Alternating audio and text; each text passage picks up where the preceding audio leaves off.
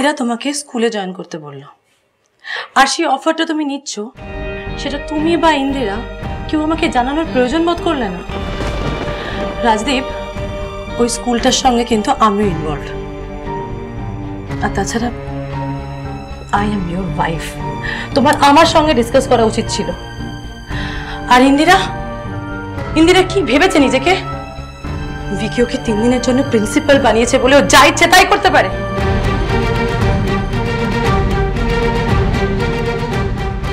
রাগ হয়েছে? ম্যাডামের রাগ হয়েছে বুঝি? তোমাকে না জানিয়ে কিছু হবে না, ঠিক আছে? দেখো, আমি তোমায় বলছি, এর মধ্যে অনেক কিছু হলো, মানে তোমার মা বাড়িতে এলেন, তো এত কিছুর মধ্যে আমার বলা হয়নি। আর ইন্দিরা আমাকে বলেছে কিন্তু যে তোমাকে পুরো বিষয়টা বুঝিয়ে বলতে বলেছে ও আমাকে। রাজদীপ, তুমি আমাদের স্কুলে নন টিচিং স্টাফ হয়ে জয়েন করতে চলেছো। যদি জয়েন করো, সেটা কি খুব সম্মানজনক হবে? কেন তুমি অন্য কিছু করতে পারো না? অন্য কিছু করলেও তো হয়।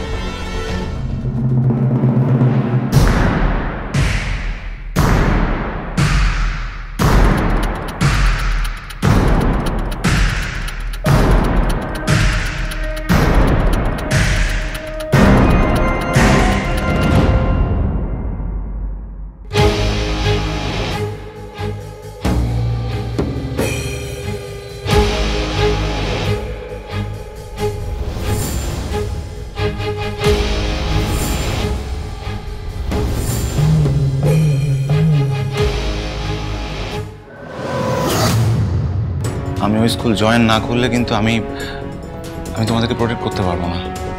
ইন্দিরা কিন্তু এমনি এমনি আমাকে জয়েন করতে বলেননি। আর তুমি খুব ভালো করে জানো আমি এরকম মানুষ নই যে আমি আমার বউয়ের রেফারেন্সে কোথাও চাকরি জয়েন করবো, রাইট? ইউ নো হোয়াট, যবে থেকে ওই অনিকেত মিত্র স্কুলে সব লিগ্যাল রাইট নিয়েছে, গভর্নিং বডিতে জয়েন করেছে, তবে থেকে আমার কেন জানি না মনে হচ্ছে ওই স্কুলের একটা বড় ক্ষতি করবে। আর সেক্ষেত্রে আমাদের সকলকে একত্রিত হয়ে, সায়ন, ছোটকা, এমনকি মেজকা, সব ডিফারেন্সেস ভুলে আমাদেরকে একত্রিত হয়ে কিন্তু ইন্দিরার পাশে দাঁড়াতে হবে। আদারওয়াইজ কিন্তু ইন্দিরা এই লড়াইটা একা লড়তে পারবেন না।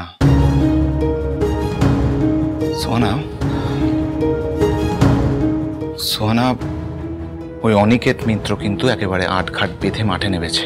আর এই পুরো বিষয়টার মধ্যে ইনভলভ হয়েছে তোমাদের সৎমা অনন্যা চ্যাটার্জি। সবাই সবকিছু জানতে পারবে। ইন্দিরা এখনো কিছু বলেনি বলেও কেউ কিছু জানতে পারছে না। টেনশন করো না, আমরা সবাই একসাথে আছি। তুমি আর বিক্রম যেমন এই স্কুলের ভালো চাও, সেরকম ইন্দিরাও কিন্তু এই স্কুলের ভালো চায়। আর যাকে তোমরা সব থেকে বেশি ভরসা করেছিলে, অনন্যা চ্যাটার্জি, সে কিন্তু তোমাদেরকে ডোবানোর জন্য উঠে পড়ে লেগেছে। সোহানা, এতগুলো ছাত্রের ভবিষ্যৎ, তাদের জন্য আমাদেরকে লড়তে হবে, একত্রিত হয়ে লড়তেই হবে অ্যাট এনি কস্ট।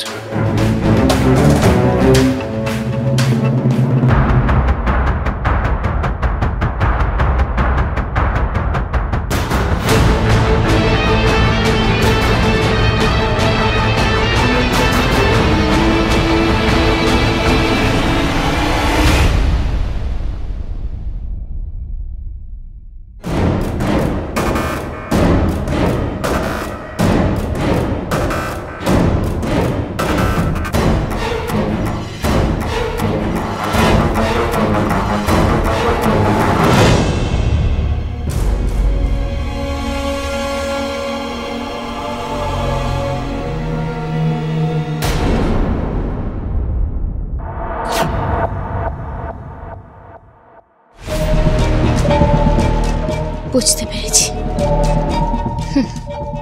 রাতে তো ঘুমের ওষুধ খেয়ে ঘুমান, আপনার মনের মধ্যে এত ভাব, এমনি ঘুমোতে গেলে আপনার ঘুম আসবে নাকি?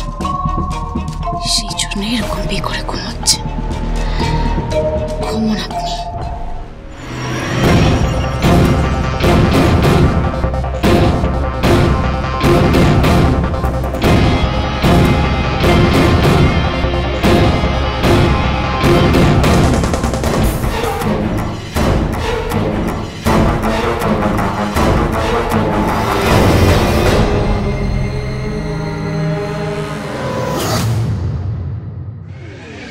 আপনারা আপনাদের খেলাটা খেলছেন তো, এবার দেখুন আমি আমার খেলাটা কেমন খেলি।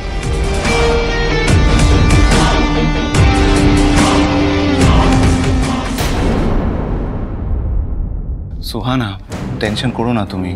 দেখো আমি তোমাকে তখন বলেছিলাম 2 দিন ও বাড়িতে থেকে যাও, তুমি না করলে, তাই না? না করবো না তো আর কি করব? কতটুকু সময় দিয়েছি আমি এই বাড়িতে, বাবা মা এই বাড়ির প্রত্যেকে এত ভালো, আমি কি করছি তাদের জন্য? ওদেরও তো কিছু এক্সপেকটেশন আছে বলো আমার থেকে। আমি না কাল সকালে উঠি বাবা আর মায়ের কাছে গিয়ে সরি বলে দেবো। দেখো বিয়ে হলো, আমি একটা রাতও এই বাড়িতে থাকলাম না, বাড়ি থেকে বেরিয়ে চলে গেলাম।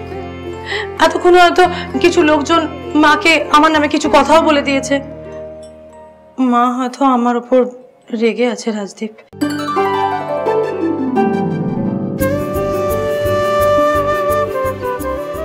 সে তুমি আমার মায়ের সাথে যত খুশি কথা বলতে পারো, তুমি জানি যে আমার মা আমার এই মিষ্টি বউটার উপর রেগে নেই। I am quite sure about that. কেন জানো?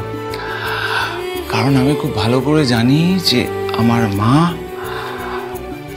আমার বাবা তোমাকে ভীষণ ভালোবাসে। বসো বসো বসো। আর সেটাই হচ্ছে তোমার এই বাড়িতে সব থেকে বড় আশ্রয় প্রশ্রয়ের জায়গা। সেই জন্যই তো তুমি এ বাড়িতে আমার রানী হয়ে থাকবে।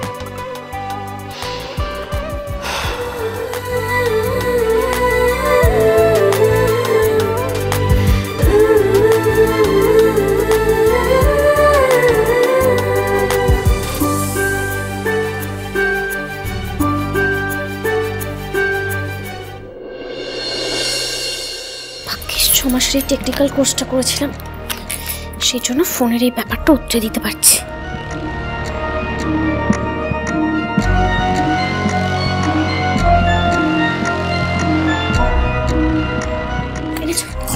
আনছি, এলো এলো, সাত কৃষক মার্কেটে গেছিলাম, সেইখান থেকে আনছি। দোকানদার কইল জিনিসটা ছোট কিন্তু খুব নাকি শক্তিশালী। ধন্যবাদ গো বংশিতা, হয়ে যাবে, এটাতেই হয়ে যাবে। তুই চাই আমার ধন্যবাদ দেওয়ার কিছু নাই, তুমি শুধু ওই দুষ্ট মহিলারে শাস্তি দিয়া বউ বোনের দাদা বাবুর কাছে ফিরে দাও।